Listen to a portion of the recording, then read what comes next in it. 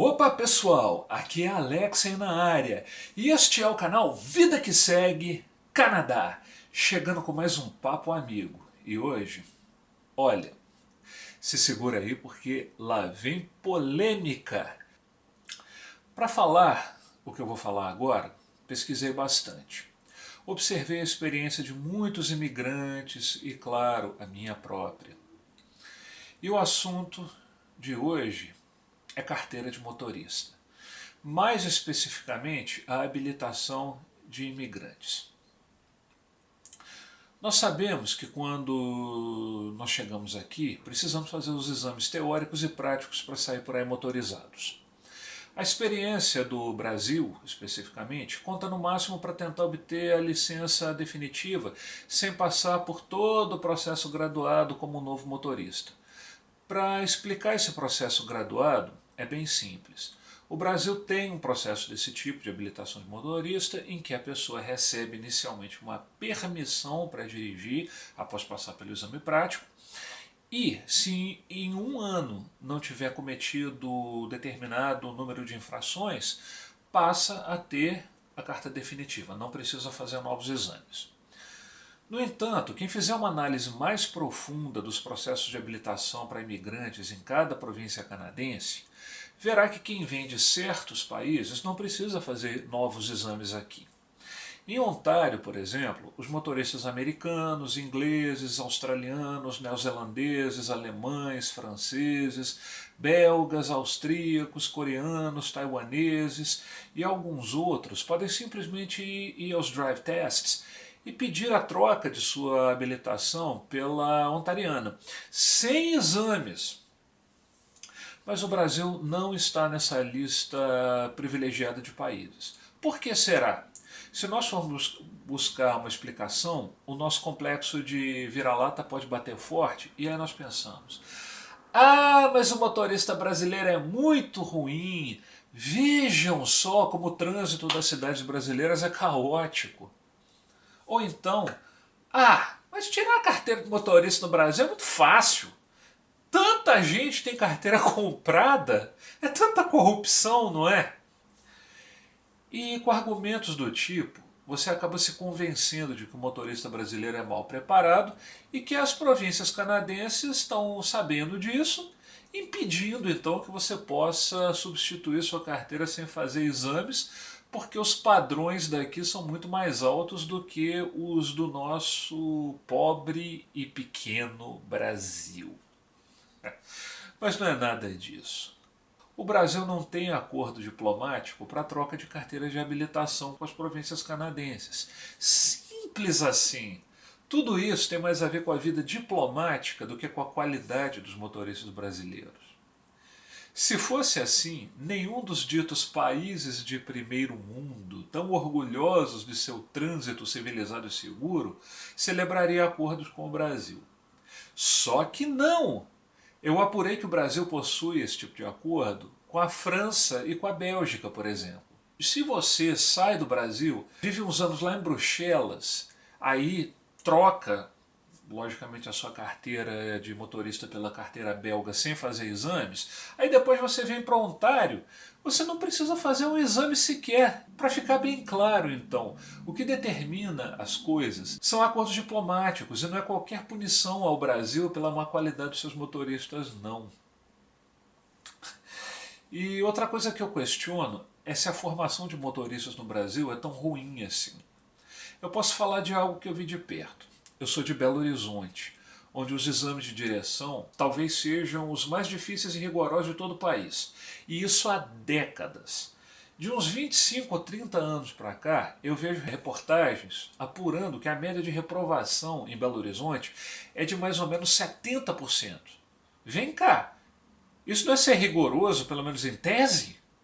Pode ser que nas entrelinhas a história seja bem outra, mas os números ficam registrados e quem lê acredita que o rigor ali é bem alto. E eu fico pensando também se muitas das causas do trânsito louco do Brasil decorrem da má formação do motorista ou da má formação do cidadão. Essa é uma discussão que rende, e eu não tenho tempo aqui no vídeo, nem formação de sociólogo, para me aprofundar muito nisso. Mas me parece que os motoristas brasileiros conhecem bem as regras de trânsito, mas escolhem não segui-las, inclusive em questões elementares, como respeitar os limites de velocidade, parar no sinal vermelho, na placa de pare e por aí vai. A autoescola e os examinadores dos Detrans não podem fazer muita coisa se o motorista que demonstrou conhecer as regras resolveu esquecê-las após colocar a habilitação no bolso. Ah, e não pensa que isso não acontece aqui não. Só porque é Canadá você acha que os motoristas são maravilhosos ou respeitam as regras o tempo todo? Sabe de nada, inocente. Vem pra cá para ver gente dirigindo com tablet no colo, falando ao celular, furando sinal, ultrapassando a velocidade máxima, dirigindo bêbado, ou seja, desrespeitando as leis de trânsito. Isso acontece aqui e em qualquer outro lugar. Mas enfim, nós precisamos fazer os exames de direção. Aqui em Ontário, eles não são fáceis, porque em tese exigem que a pessoa demonstre ser capaz de aplicar na prática as regras de trânsito daqui. E o imigrante, por mais que saiba dirigir, se habilitou segundo uma outra lei de trânsito. Por isso, quando você chegar aqui, não vá pensando que a carteira de motorista vai ser uma barbada só porque você dirige há 20 anos, sei lá quanto tempo no Brasil. Não necessariamente vai. O ideal é que o recém-chegado faça uma boa autoescola, uma boa driver's education, por tempo suficiente para se preparar para o trânsito de todos os dias daqui. Fazendo isso, as chances de aprovação tranquila no exame são bem maiores. Mas o que o pessoal faz muitas vezes é fazer umas 2 aulinhas para pegar os macetes do exame. Isso é muito possível porque os exames de rua aqui sempre acontecem no mesmo circuito, geralmente é assim. Porém, certos instrutores de autoescola mais sérios chamam essa prática de 2 aulas mais exame de roleta russa, porque pode acontecer situações em que o candidato nunca viu na vida durante o exame e aí reprovação. Sem falar que 4 horas de volante não preparam grande coisa para o dia a dia.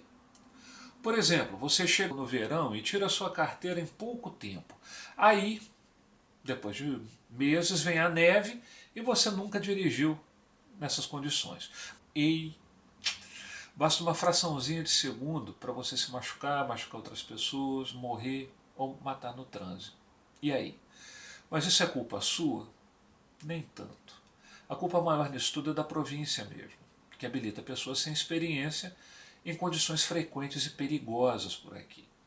Os jovens de 17 anos que ficaram 1 ano com a carteira de aprendiz dirigindo com papai e mamãe do lado podem ter uma experiência bem maior nas condições daqui do que você, brasileiro com 20 anos de guerra diária no nosso país. Sim, eu acho que muitos brasileiros têm uma perícia enorme ao volante para encarar e sobreviver àquela insanidade. Espírito cívico e respeito às leis e ao próximo, que sempre partem de uma escolha consciente, no caso de um adulto bem formado, em princípio, são outras questões. Aí vem uma questão crucial que eu conheço de cadeira. Preparar-se bem para o trânsito daqui pode ser um processo mais lento e principalmente caro. Uma aula de direção com 2 horas, considerando o preço cobrado pelos melhores instrutores daqui, custa $80. É caro. Eu mesmo interrompi as minhas aulas, que eu fazia com um dos melhores instrutores de Ottawa, que jamais me permitiria fazer o exame se não tivesse 110% adaptado ao trânsito daqui, quando o dólar canadense subiu para quase R$3 em setembro de 2015. Sendo músico e precisando estudar para me qualificar bem para o mercado daqui, até fazer um outro college para ampliar meus horizontes e tal, eu precisei priorizar minhas despesas e dei um tempo. Eu não quero apelar para a roleta russa porque eu não quero me envolver em situações perigosas no dia a dia do trânsito e ser apontado pelos canadenses como mais um imigrante dirigindo mal pelas ruas, e às vezes até eles teriam razão para falar isso. Eu nunca precisei de carro aqui, por isso não me faz falta. Mas aí você que tem outras necessidades vai para a roleta russa por falta de melhores opções. Pode ser aprovado, como muitos foram, mas pode não ser. Alguns youtubers e blogueiros famosos mostraram bem suas experiências. Dimitri, do Canadá Diário, Gabriela Guise, do Gabi no Canadá, são 2 exemplos. Eu quero dizer com tudo isso que o processo de habilitação para motoristas imigrantes já habilitados em seus países de origem tem falhas na província de Ontário. E eu acredito que essas falhas precisam ser discutidas principalmente a partir da iniciativa dos maiores interessados, nós mesmos. A melhor saída que eu vejo seria a regulamentação da Driver's Education para todos os recém-chegados, inclusive aqueles que vêm de países que hoje têm troca automática, porque vários deles têm um sistema de trânsito completamente diferente, inclusive com a mão de direção invertida. Faria um programa unificado e envolveria avaliações durante o curso, ou seja, a pessoa não precisaria fazer os exames depois, e com custo fixo, ou seja, você já chega se programando para pagar X na formação de motorista.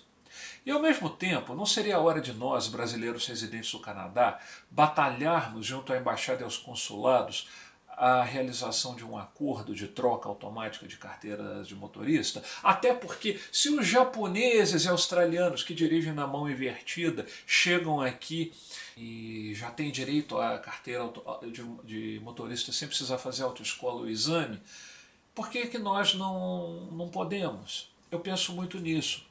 E eu sei que os brasileiros que residem na Itália têm feito essa campanha. Então, por que nós não fazemos? Da mesma forma, os representantes do povo aqui no Canadá, os membros do parlamento, são bem mais acessíveis. Muitos deles escutam a sua comunidade, batem à porta das pessoas e perguntam suas opiniões, enfim. Vamos nos lembrar que eles agora nos representam também. Então, vamos atrás deles para questionar a questão da formação de motorista. Eu já comecei a fazer minha parte.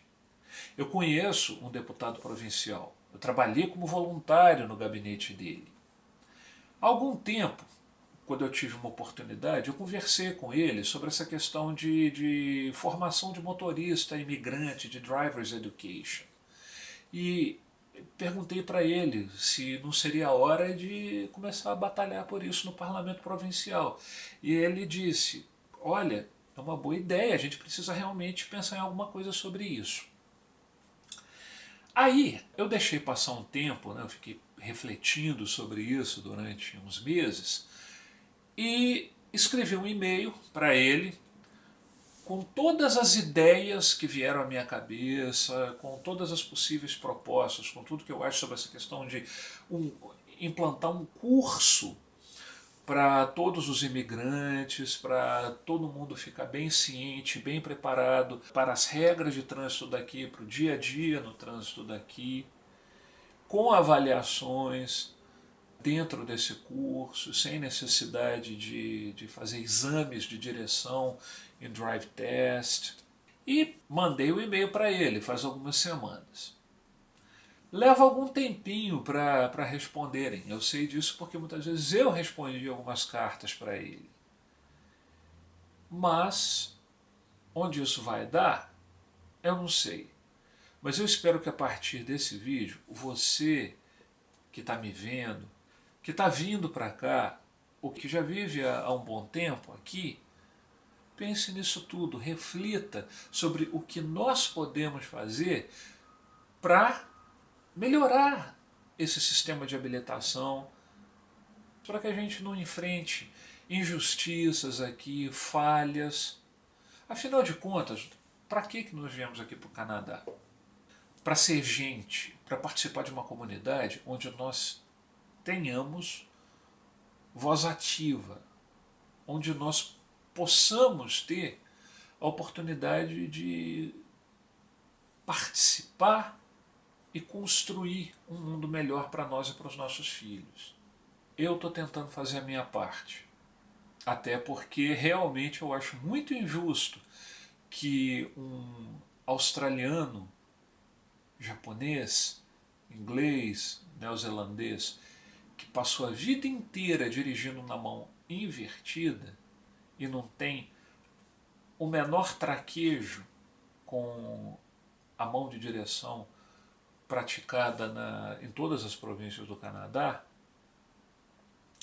possa ter uma carteira de habilitação sem fazer qualquer curso, sem fazer qualquer exame, e saia dirigindo por aí, podendo expor as pessoas a riscos desnecessários, Porque o sistema de direção, as leis de trânsito, as práticas, todos os hábitos que a pessoa automatiza são completamente diferentes. O acelerador é no pé esquerdo, as marchas são passadas na mão esquerda, etc. E aí? Eu acho que debater sobre isso é muito importante e é muito necessário. Mas vamos em frente. Esse é o Vida que Segue Canadá. E você segue com a gente.